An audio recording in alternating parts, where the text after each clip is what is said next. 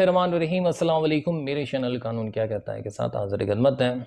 दोस्तों, इससे कबल हमने जो वीडियो बनाई थी उसमें गुफ्तगू की थी कि एफआईआर किस तरह से कटवानी चाहिए और किस तरह से कटवाई जाती है। आज की वीडियो में हम बात करेंगे कि एफआईआर कटने के बाद क्या कार्रवाइयाँ अमल में लाई जाती हैं, यानी केस को किस तरह से परसू किया जाता है। पाकिस्तान में अक्सर औकात मुद्दई लोग जो होते हैं एफआईआर कटवाते हैं, केस को परसू नहीं करते, एफआईआर कटवाने के बाद केस को छोड़ देते हैं और समझते ये हैं कि रियासत, पुलिस, अदालतें मुल्जिमान को गिरफ्तार करेगी, इन्हें सजा देगी। ऐसा नहीं होता। मुद्दई जब तक केस को परसू नहीं करेगा, सिर्फ एफआईआर कटवा के केस को छोड़ देगा तो इसका कोई फायदा नहीं होगा।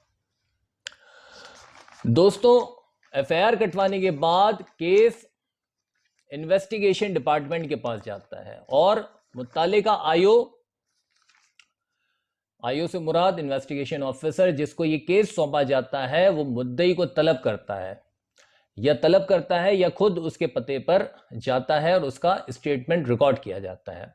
अब ये स्टेटमेंट कौन सा होता है? ये स्टेटमेंट वही स्टेटमेंट होता है जो एफआईआर में उसने कहानी बयान की होती है, वही स्टेटमेंट होता है।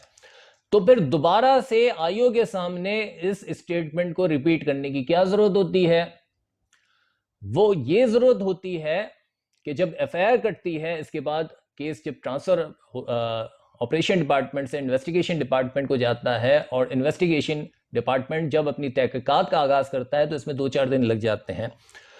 इन्वेस्टिगेशन ऑफिसर का ये काम होता है कि वो उसका स्टेटमेंट ले और अगर जो मुद्दई जिसने एफआईआर कटवाई होती है, एफआईआर कटवाने के 4-6 दिन के बाद दोबारा जब अपना स्टेटमेंट उस कहानी को बयान करता है, रिपीट करता है, तो अगर उसने कोई झूठ बोला होगा, कहानी बनाई होगी, कोई फैब्रिकेटेड स्टोरी होगी, मुल्जिमान को फंसाया गया होगा, तो यकीनी तौर पर वो 4-6 दिन के अंदर वो चीज अगर झूठ होगी तो वो भूल चुका होगा। और जब झूठ याद करके वो जब बोलेगा स्टेटमेंट, तो याद करेगा, उसमें कोई मिक्सिंग होगी, कोई चीज डिटेक्शन होगी, जोल देगा, सोचेगा।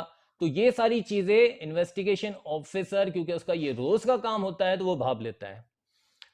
नेस इसके बरक्स अगर वो सच होगा, एक वकुआ जो सच पर मबनी होगा, तो उसके बयान करने के अंदाज में जो मुद्दई होगा वो बयान देगा, उसका जो फेशियल एक्सप्रेशन होगा वो अलहदा होगा। ये चीजें भी इन्वेस्टिगेशन ऑफिसर चेक करता है, उसको भाप लेता है। मुद्दई ने अगर अपनी एफआईआर के अंदर गवाहान के नाम भी शामिल किए होंगे तो आईओ इन्वेस्टिगेशन ऑफिसर उन गवाहान को भी तलब करेगा और उनके स्टेटमेंट भी रिकॉर्ड में लाए जाएंगे। अब यहाँ पर जो आईओ साहिबान स्टेटमेंट रिकॉर्ड में लाते हैं मुद्दई के और उसके गवाहान के, ये स्टेटमेंट 161 के स्टेटमेंट कहलाए जाते हैं, यानी 161 के बयानात। अब इसके बाद क्या कार्रवाई अमल में लाई जाती है? मुद्दई ने जो अपने एफआईआर के अंदर और अपनी स्टेटमेंट के अंदर जिन लोगों को नामजद किया गया होता है, मुल्जिमान नामजद होते हैं, एक्यूज पर्सन होते हैं, आईओ उनके पते पर छापे लगाता है जहां वो रिहाइश रखते हैं या जहां कारोबार करते हैं, जहां नौकरी करते हैं, और अगर वहां पर वो मौजूद होते हैं तो उनको अंडर कस्टडी ले लेता है, उनको गिरफ्तार करता है, लॉकअप कर देता है। मुल्जिमान को अगर ये खबर पहले से मिल जाए कि उनके खिलाफ एफआईआर हो गई है और आईओ इन्वेस्टिगेशन ऑफिसर उनकी गिरफ्तारी के लिए छापे लगा रहा है, तो उनके पास ये ऑप्शन होता है कि वो अदालत जाएं और वहां जाकर अपनी जमानत कबल अज़ गिरफ्तारी हासिल कर लें। जमानत मिल जाने के बाद आईओ नामजद मुल्जिमान को गिरफ्तार नहीं कर सकता।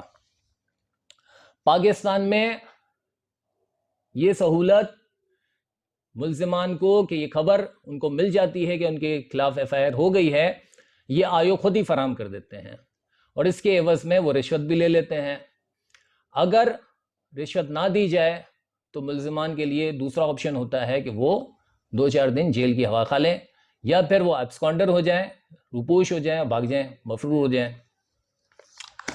दोस्तों, ये सारी कार्रवाइयां जो अमल में लाई जाती है इन्वेस्टिगेशन ऑफिसर की जानिब से, जो मुद्दई के बयानात लिए जाते हैं, उसके गवाहान के बयानात लिए जाते हैं, नामजद मुल्जिमान का स्टेटस कि वो अंडर कस्टडी हैं, जमानत पर हैं, मफरूर हैं, भाग चुके हैं, ये सारी चीजें आईओ अपनी एक रिपोर्ट बनाता जाता है और उसमें लिखता जाता है। बादल अज़ां वो प्लेस ऑफ अकरेंस जहां पर वकुआ पेश आया होता है, जहां पे वकुआ हुआ होता है, वहां का वो विजिट करता है, वहां की इन्वेस्टिगेशन अमल में लाता है।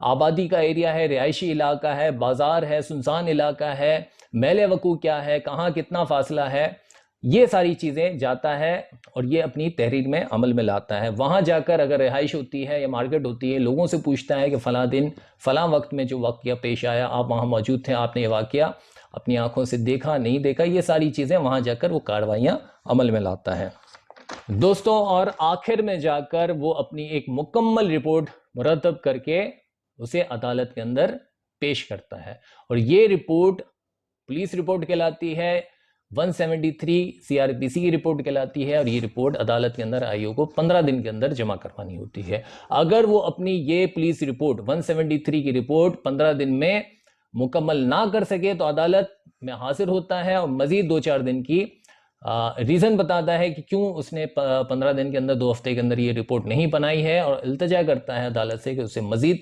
2-4 दिन का वक्त दिया जाए, जिस पर अदालत उसे ये 2-4 दिन का वक्त ग्रांट कर देती है और इसके बाद ये रिपोर्ट मुकम्मल करके अदालत में जमा करवाई जाती है। पुलिस रिपोर्ट जमा होने के बाद यानी 173 की रिपोर्ट जमा होने के बाद ही केस का ट्रायल शुरू होता है, अमल में आता है और स्टार्ट होता है। दोस्तों, आज की वीडियो में हमने ये गुफ्तगू की है कि एफआईआर कटने के बाद क्या कार्रवाई अमल में लाई जाती है। आइंदा आने वाली वीडियो में हम पुलिस की इस रिपोर्ट को 173 की रिपोर्ट को तफसीली तौर पर डिस्कस करेंगे।